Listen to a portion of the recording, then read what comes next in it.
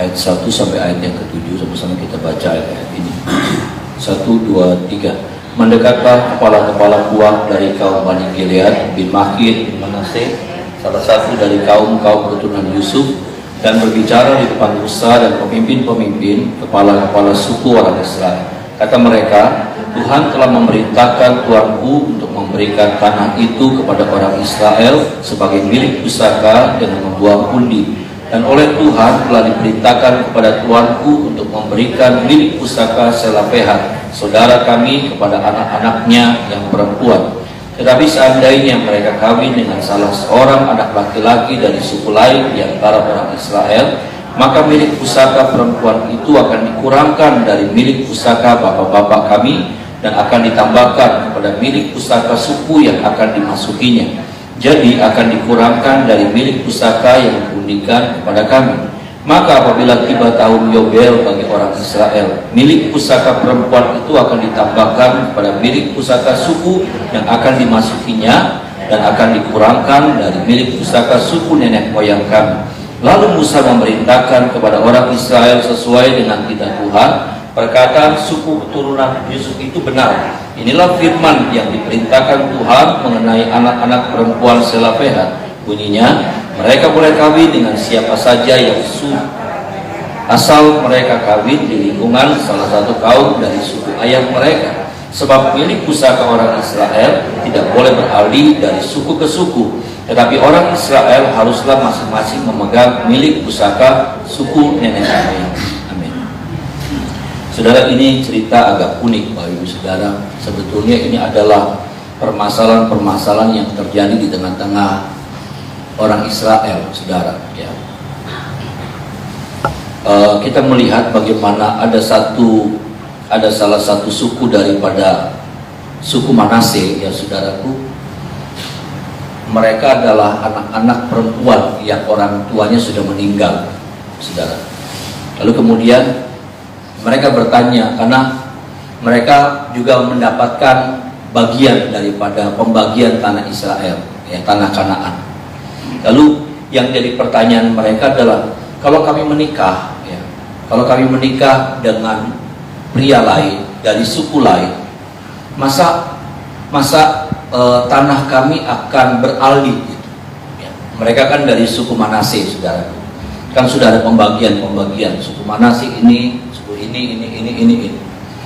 Yang jadi pertanyaan mereka, Saudara, karena ternyata secara tidak langsung hukum yang ada, ya Saudaraku, hukum di tengah-tengah mereka mengajarkan bahwa kalau ada wanita menikah dengan pria yang beda suku, maka hak waris daripada tanah daripada wanita ini, Saudaraku, ya, dari wanita ini akan beralih kepada suaminya. Ya, tanah yang tadinya dia dapatkan dari warisan dari nenek moyangnya itu akan beralih kepada suaminya, Jadi nanti kalau dia kawin sama suku Yehuda, berarti tanah itu bukan lagi milik daripada suku Manaseh, tapi sekarang beralih menjadi milik daripada suku Yehuda, karena suami daripada wanita ini adalah suku Yehuda. Nanti ya Saudara, ya, agak bingung ya Saudara. Ya, jadi beralih hak kepemilikannya itu, Saudara. Dan mereka bertanya kepada Musa, ya, bukan seperti mereka memberikan pendapat kepada Musa bahwa sesungguhnya bukan seperti itu, jangan seperti itu, nanti kalau seperti itu akan jadi kacau balau, ya.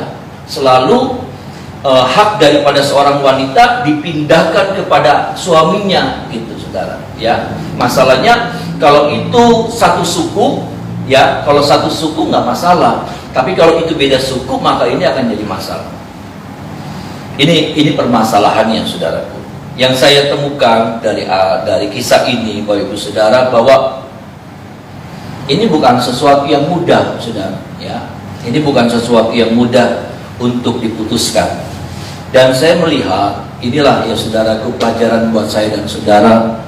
Musa sebagai seorang pemimpin, dia seorang pemimpin yang besar, ya. Dia didatangi oleh wanita yang levelnya jauh, ya, rakyat biasa. Mereka menghadap kepada Musa, dan Saya melihatnya begini, seorang pemimpin dia mau menerima pendapat orang lain gitu.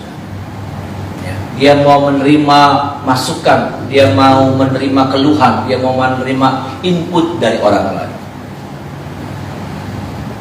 Dan memang seharusnya pemimpin seperti itu. Ya. Kalau saudara mendengar kata pemimpin, jangan mata saudara memandang kepada saya atau kepada orang apa gitu ya. Tapi yang saya mau katakan, saudara juga adalah pemimpin ya, di tengah-tengah keluarga, di tengah-tengah rumah tangga ya. Saudara adalah pemimpin. Dan pemimpin harus memiliki sikap yang seperti ini juga. Karena dalam lingkup yang paling kecil, kita adalah pemimpin, saudara. Apakah itu suami, apakah itu istri, ya, saudaraku, kita adalah pemimpin. Dan sikap yang seperti ini yang firman Tuhan juga ajar sama saya dan saudara. Karena seringkali kita nggak mau tahu, saudara. Karena seringkali kita nggak mau dengar. Karena seringkali kita melihat bahwa ya sesuatu yang nggak bagus, kurang bagus kalau kita terlalu menerima pendapatnya orang lain. Seringkali kita bersikukuh dengan pendapat kita sendiri. Apakah kita sebagai orang tua, ya saudara. Kayaknya kalau ngedengerin pendapatnya anak dan ngikutin anak, kayaknya harga diri kita jadi turun. Kadang-kala seperti itu. Ya. Kalau ada suami dengerin pendapatnya istri, kadang-kala kayaknya harga dirinya suami jadi turun. Orang tua ngedengerin pendapatnya anak, kayaknya kekuasaannya gitu, otoritasnya jadi hilang. Enggak. Saya melihatnya tidak.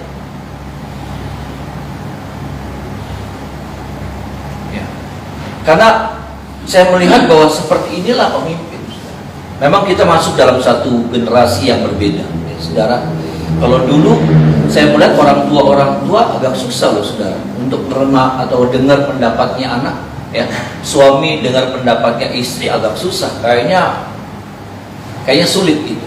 Tapi dengan berubahnya zaman, Pak Yusuf, sesungguhnya hal yang seperti ini sebetulnya sudah terjadi, ya, saudara. Mau tidak mau. Dan memang ini bukan sebuah kemerosotan, saudaraku. Sebuah harga diri daripada seorang pemimpin, suamikah, gembalakah seperti saya, bukan. Tapi memang itulah sistem atau cara yang Tuhan ajar sama saya dan saudara. Apakah kita sebagai orang tua, papa, mama, ya, suami, istri, kadang-kadang kita terlalu malu gitu. Kadang-kadang sepertinya kita terlalu terusik dengan apa? Dengan pendapatnya orang. Apakah itu keluar? Kalau saya berbicara tentang dalam skup yang kecil, ya, sudah keluar.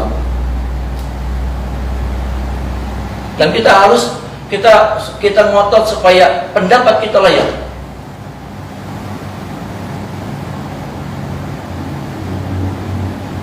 Amsal mengajar, saudara, saya lupa ayatnya. Amsal mengajar, banyak pendapat itu baik, katanya. Banyak pendapat, banyak penasihat banyak itu bagus. Seorang raja katanya kalau banyak penasihat itu bagus. Kalau kita bicara raja dalam skup yang kecil, maka itu adalah rumah tangga.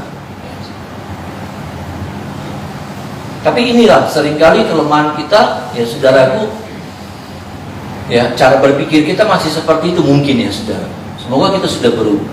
Kita seringkali nggak mau menerima pendapat-pendapat, atau bukan nggak mau menerima, kita ngerasa harga diri, itu yang saya katakan, harga diri kita jadi jatuh, harga diri kita jadi menurun kalau kita mau dengar pendapatnya anak, kalau kita mau dengar pendapatnya istri, kalau saya mau dengar pendapatnya jemaah, kayaknya harga diri saya terlalu turun.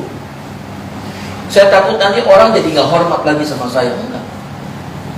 Saya ingat peristiwa tentang apa itu? Rehabeam, ya sudah. Rehabeam, anaknya Salomo, ya.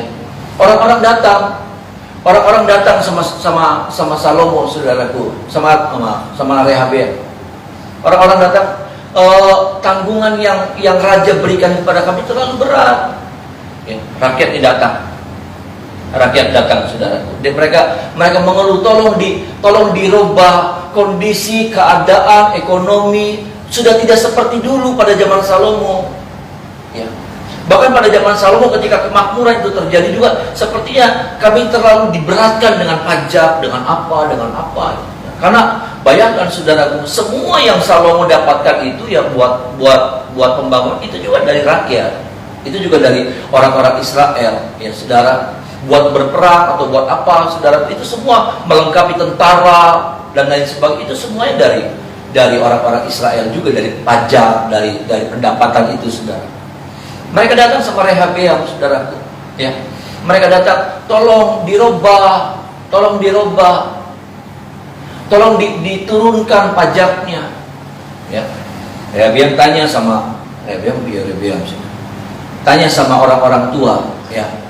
Dengar kata orang-orang tua, ini penasihat yang dulu ada bersama jadi penasihatnya Salomo. Mereka bilang kasih nasihat sama Rehabeam, udah didengar pendapat anak orang-orang ini, didengar, diterima.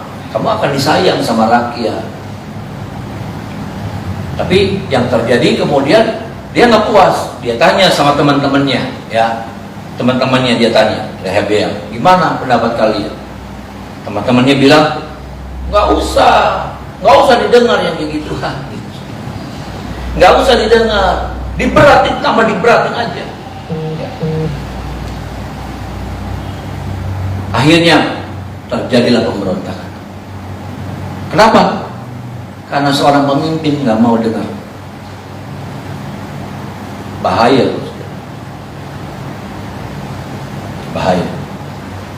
Terjadi pemberontakan, pecah. Di zaman ini, saudaraku, terjadi pecah. Israel terbagi dua. 10 suku, 2 suku. Suku Yehuda dan suku Israel. Ini, saudara. Ini akibat daripada seorang pemimpinnya pecah.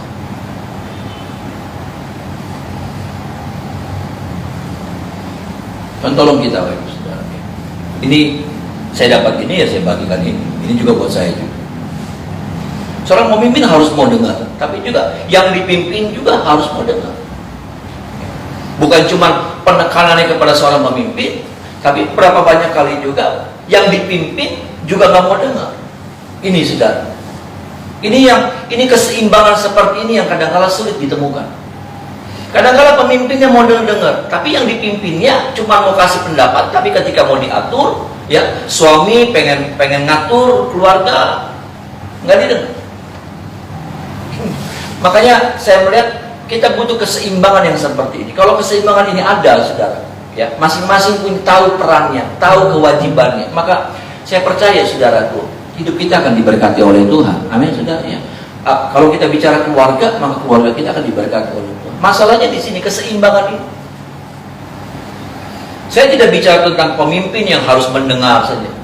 Memang kadang-kala ini letak, tapi juga kadang-kala saya menemukan, ya saudara, bahwa yang dipimpinnya juga nggak mau mendengar.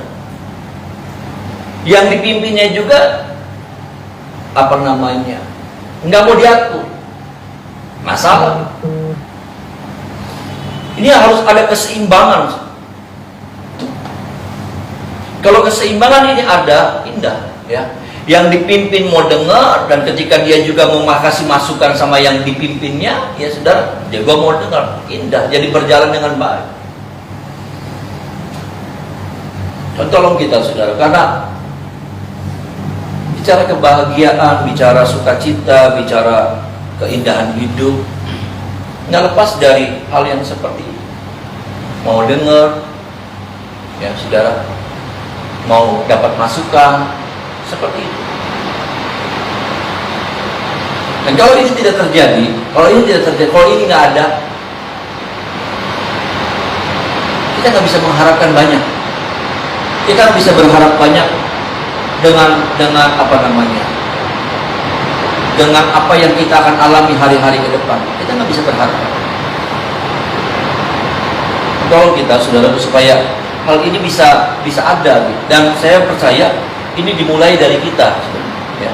Ini harus dimulai dari orang yang ngerti firman. Bisa bilang amin, saudara, ya. Ini harus dimulai dari orang yang ngerti firman. Kita harus jadi contoh dulu, kita harus jadi teladan dulu, ya. Bagaimana kita mau ngalami yang namanya sukacita kalau kemudian istri, ya saudara, Betul, suami saudara mungkin nggak dengar firman, nggak tahu firman, tapi kemudian saudara juga keras kepala, ya. Keras kepala. Setiap apa yang disampaikan, kayak ngerasa lebih pintar. Jadi berantakan. Jadi kacau balau, Dan saya mau supaya ini dimulai dari saya dan saudara dulu yang tiap hari diisi, dibekali sama firman Tuhan. Orang dunia bilang Kang waras ngalah, ya. Dan saya anggap harusnya kita jadi orang-orang yang waras, ya. Yang tahu firman, kita ngerti firman, supaya apa? Supaya karena kita nggak bisa berharap, saudara. Orang yang ngerti firman lalu kemudian nggak pernah dengar firman, jarang dengar firman, lalu kita tuntut mereka jadi pelaku firman. Kita yang sendiri yang tiap hari dengar firman susah. Bagaimana? Yang kedua yang saya temukan, Bapak Ibu Saudara, bahwa kemudian coba kita lihat lagi, saudara, kembali kepada kitab Bilangan pasal yang ke-36.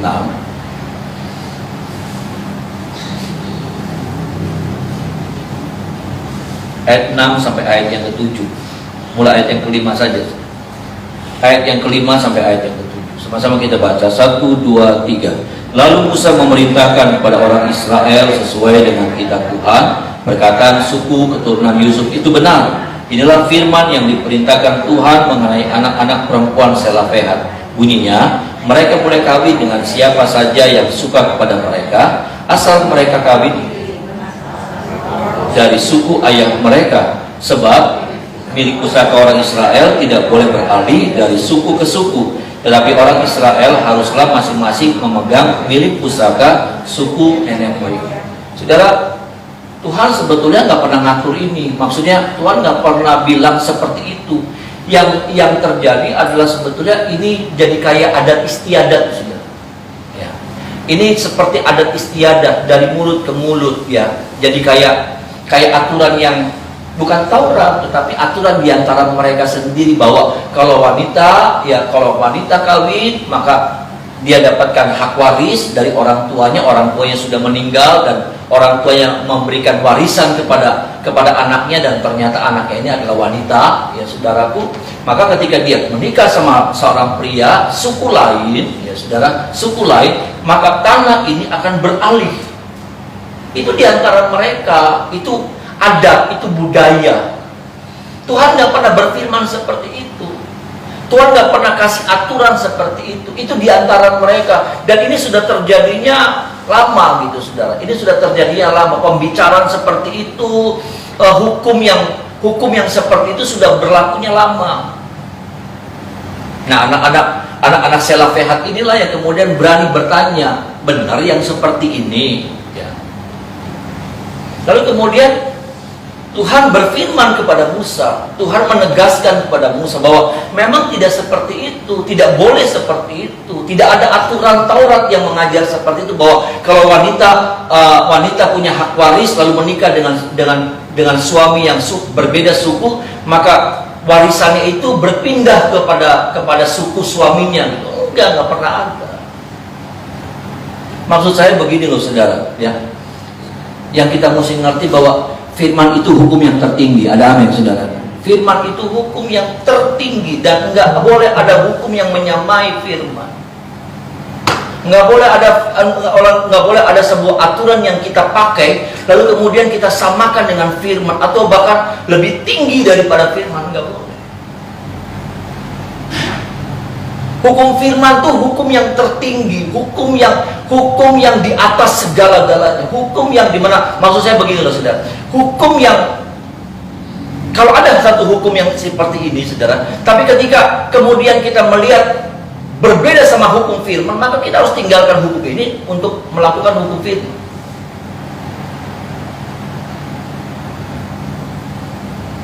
Kita mengenal bahwa hidup ini punya banyak hukum negara, hukum budaya, adat istiadat, ya saudara.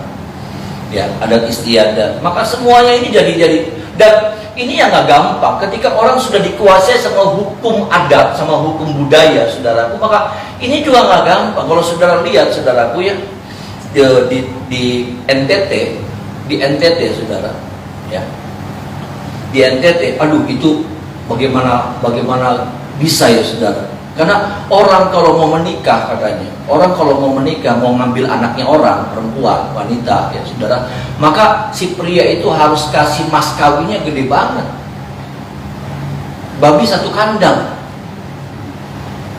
Isi berapakah? Di buruk lalai.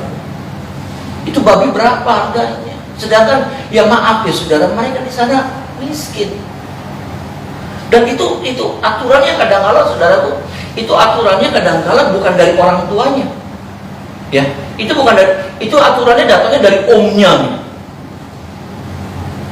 Itu saya dengar ya saudara, itu saya dengar kalau misalnya mereka bikin pesta gitu, ya, jadi dalam apa namanya, hukum keluarga mereka nih saudara, ada orang yang dituakan. Ada orang yang dituakan. Jadi kalau pesta, udah sediain makanan. Ini nanti nih saudara, orang yang dituakannya ini biasanya gegaya, banyak tingkah. Pakai tingkah, ya. Mulainya nih saudara, jam 10 pagi gitu ya saudara. Jam 10 pagi mulainya, bayangin saudara ya, bayangin. Jam 10 pagi. Itu mereka nggak bisa mulai kalau tetua mereka itu belum datang. Mereka belum boleh makan, jam 10 nih mulai. Tapi ini jagoannya nih saudara, ya, bang jagonya itu saudara, ya, bang jagonya nanti datangnya nih saudara. Wah, sengaja nanti datangnya jam 7 malam. Sudah bisa mikir, jam 10 pagi itu kadang-kadang bisa lewat hari katanya. Jadi ya makan aja tuh, nggak bisa pak, nggak boleh pak. Kami mesti tunggu. Coba sudah. Yang baru yang kayak gitu tuh sudah. Itu belum itu sih baru apa namanya, bikin emosi aja gitu, bikin ya kan saudara. Nanti nih saudara, kayak saya gitu, ponakan saya nikah, saya dituakan. Nanti mulainya jam 10 pagi, saya datang jam 8 malam. Bang jago tuh katakan, ya saudara. Wah, baru disambut gitu saudara. Baru orang boleh makan. Waktu saya belum datang, orang nggak bisa makan. Kalau sampai ada orang makan kurang aja, saya bisa marah, saya bisa bubarin itu pesta. Itu kan kacau. Nah, kembali kepada adat istiadat yang itu sudah. Kalau orang pengen ngambil anaknya orang, dia mesti sediain, itu harganya mahal, sudah, babi mahal. 1 kandang apa berapa kandang gitu sudah. Tergantung orangnya pengen ini berapa. Jadi akhirnya apa? Karena mereka nggak mampu, dan tahu keluarganya juga tahu, keluarga perempuan juga, ini orang nggak mampu, nggak mungkin mampu sudah. Ya maaf nih sudah, di NTT banyak ya, yang susah. Sampai apa? Udah, untuk supaya bisa potong jalan, dibawa lari, enggak, dihamilin dulu. Sudah dihamilin, dibawa lari. Nanti kalau sudah berapa tahun baru tahu. Itu kan jadi aneh, iya kan? Jadi, nah banyak tiap suku ada adat istiadat. Dan saya nggak tahu dalam rumah tangga kita juga ada adat istiadat.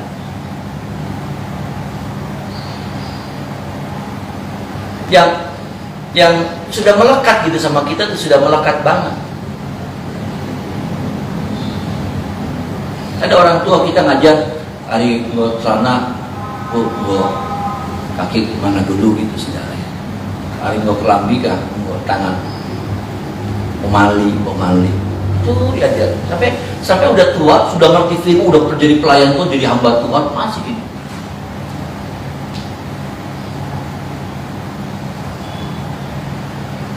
Makanya saya ngelihat di Malaysia sudah banyak hamba-hamba Tuhan yang masih klinik-klinikan, karena memang diajarnya sama keluarganya gitu. Jadi sampai udah tua, sampai jadi hamba Tuhan, masih percaya, masih datang ke kuburan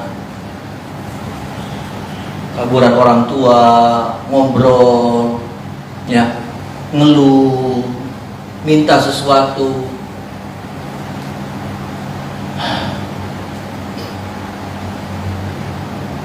Dan saya nggak ngerti nih saudara masih punya adat istiadat yang coba dicek lagi.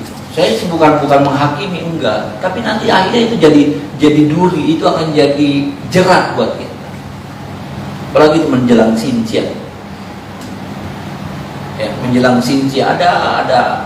Kalau cuma makan-makan nggak apa-apa, sudah. Kalau cuma apa, saudara, nggak apa. Tapi ingat, lihat, ada nggak? Kita masih ngelakuin nggak satu adat istiadat yang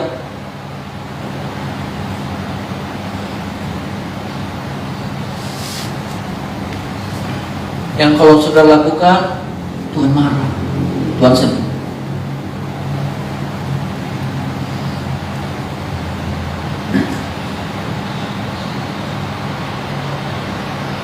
Dan yang kayak gini nih saudara, yang kayak gini nih seringkali itu bergulat dalam hati kita. Saya cuma mau bilang ya saudara, dulu waktu saya belum nikah, ya namanya saya melayani Tuhan masih muda saudara. Ya, saya ditinggal papa itu tahun 91, berarti umur saya 20. Ya, 91 umur saya 20, Mika lebih tua, untuk Mika hari ini 21. Saya mesti dampingin mama, saudara, ya. Dan sampai saking nggak kuat gitu ya saudara, sampai saking nggak kuat, saya pengen datang ke kuburan papa gitu, saudara.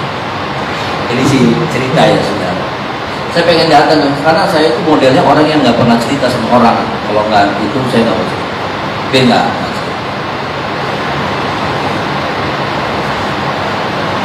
Saya pengen datang ke kuburan papa, saya pengen ngomong aja, pengen cerita, pengen curhat. Karena saya nggak ada itu saudara, nggak ada teman. Saya pengen, tapi Tuhan marah. Tuhan nggak izinin saya. Maksudnya memang nggak boleh kan saudara. Bayangin saya hamba Tuhan datang ke kuburan terus ngomong cerita, bawa khotbah. Maksud saya gini, yang kayak gituan tuh saudara, kadang-kadang iblis di saat-saat suasana hati kita lagi kacau, lagi berantakan, kadang-kadang iblis masuk. Kadang-kadang iblis masuk. Saya betul-betul lagi dalam tekanan berat, saya cuma pengen ngomong. Saya butuh Tuhan, saya ngomong sama Tuhan. Tapi saya pengen ada satu objek, ya saudara. Satu objek gitu saudara, ya. Satu objek, ya. Objek tuh bisa, ya kalau saya ngomong sama kursi kan itu mulai edannya temennya saudara ya, iya kan? Ya. Jadi pengen datang ke kuburan papa. Saya juga nggak berani cerita sama mama. Karena saya nggak mau ngeberatin mama. Bukan saya nggak percaya sama mama. Saya nggak mau, saya punya prinsip, mama nggak boleh disusahin lagi. Mama sudah terlalu banyak susah hidupnya, ya. Pelayanan berapa puluh tahun, saya nggak mau nyusahin mama dengan cerita mau begini, mau nggak ada. Nggak mau saya cerita dulu. Saya nggak mau nyusahin mama. Saya prinsip saya sekarang itu tanggungan saya. Saya harus tanggung semua, Pak. Beratnya kayak apa ya memang udah bagiannya saya. Resiko pelayanan yang saya harus tanggung. Saya nggak boleh lagi beratin mama. Nah itu yang saya mau bilang saudara. Kadang-kadang di tengah-tengah situasi kita yang lagi galau, kacau balau, lagi rusak, lagi hancur, pikiran, lagi ya susah kalau saudara nangkepnya sekarang susah. Tapi kalau saudara ngalamin keadaan seperti itu, memang jadi gampang rada nggak warasnya gitu. Jadi gampang terganggu, jadi gampang apa? Jadi gampang kita dihasut tuh saudara. Jadi gampang kita diolo sama setan. Gitu loh saudara. Ya, jadi gampang tuh saudara. Jadi gampang diolo sama iblis tuh. Bayangkan saya hamba Tuhan saudara. Memang sih belum lama pelayanan waktu itu ya saudara. Tapi saya pengen datang ke kuburan papa, pengen duduk, ngomong kayak ngobrol, ya walaupun nggak ngomong tapi Pak, nggak minta, ya. Tapi kan tak berkenan di hadapanku. Karena firman Tuhan bilangnya apa saudara? Malah datang kepadaku, hai kamu yang lesu berbeban berat. Ada amin saudara. Datangnya sama Tuhan. Muka-muka saudara kayak muka-muka suka datang ke kuburan saudara. Kayaknya. Enggak, saya cerita ini apa adanya. Ya, saya waktu itu umur 20 tahun, 23 tahun, 24 tahun. Saya mau ngomong sama kakak saya, Pendeta Edu punya prinsip beda. Pendeta Edu kalau kakak saya kalau saya ada apa sama orang, udah nggak usah didengar, nggak usah, nggak bisa. Ya buat saya Buat saya nggak bisa, saudara. Ya, kalau ada anak datang sama saudara atau saudara datang, nggak bisa ajaran dia juga nggak bisa. Ya, karena saya yang ada di sini, saya ada dalam pelayan, saya harus ada berhadapan. Dulu saya masih bisa bersembunyi di baliknya papa. Kalau ada papa yang maju. Ya, papa yang maju. Ya, orang nggak berani sama papa. Sok baik berani sama papa. Centang. Tapi sekarang sudah gak ada siapa-siapa. Karena saya butuh sekali. Tapi saya mau bilang begini, hukum yang tertinggi itu hukum firman. Ada amin saudara. Dan kita nggak boleh melawan, kita nggak boleh melanggar hukum firman. Kalau firman, maksudnya gini, kalau firman Tuhan bilang nggak boleh, ya nggak boleh. Kalau firman melarangnya, udah jangan dilakukan. Itu. Udah dekat-dekat Cynthia, dekat-dekat apa ya saudara. Saya nggak ngerti kebiasaan saudara apa. Tapi maaf nih saudara, marilah kita belajar untuk punya prinsip. Marilah kita jadi anak Tuhan yang punya sikap. Mungkin nggak bagus resikonya yang kita dapat. Mungkin nggak bagus ya, orang bilang ya pakai hikmat. Ya hikmat tuh saudara, hikmat tuh berasalnya dari takut akan Tuhan. Itu Amsal katakan. Jadi kalau hikmat itu bertentangan sama firman, maka itu bukan hikmat.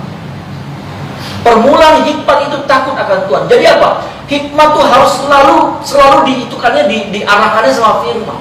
Kalau hikmat saudara bilang begini, kan ini berhikmat. Tapi kalau hikmat itu bertentangan sama firman, itu bukan hikmat.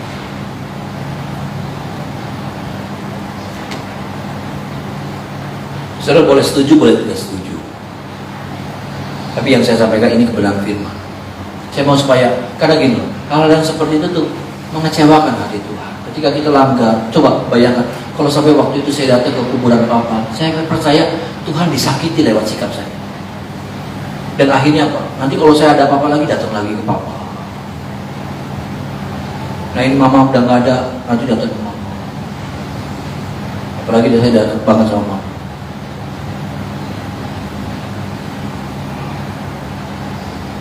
Hukum firman itu nggak boleh ada, hukum firman itu hukum yang tertinggi. Makanya apa? Ketika firman Tuhan ini datang sama Musa, Tuhan bilang sama Musa, enggak, memang betul begitu. Setiap wanita yang kawin, hartanya atau warisannya tetap ada sama si wanita itu, nggak boleh dipindahkan ke suku lain. Jadi artinya apa? Hukum yang ada di antara mereka ini akhirnya digugurkan gitu. Hukum adat istiadat orang Israel yang berkata bahwa ini nanti kalau perempuan kawin sama suku lain, ini dipindahkan. Ternyata ini digugurkan gitu. Kenapa? Hukum firman yang tertinggi. Tolong gitu, biarlah kita terus belajar ya saudara. Selalu belajar dan berjuang untuk menghidupi firman itu dalam hidup saya dan saudara ya. Jangan segala resikonya ya, karena melakukan firman juga ada resiko. Melakukan firman itu ada akibat-akibat yang secara daging mungkin beresiko buat kita. Tapi ya memang itulah firman. Ketika kita melakukan firman, Tuhan disenangkan dan Tuhan menghargai setiap sikap kita yang belajar tunduk dan patuh kepada firman Tuhan. Mari kita menyembah Tuhan.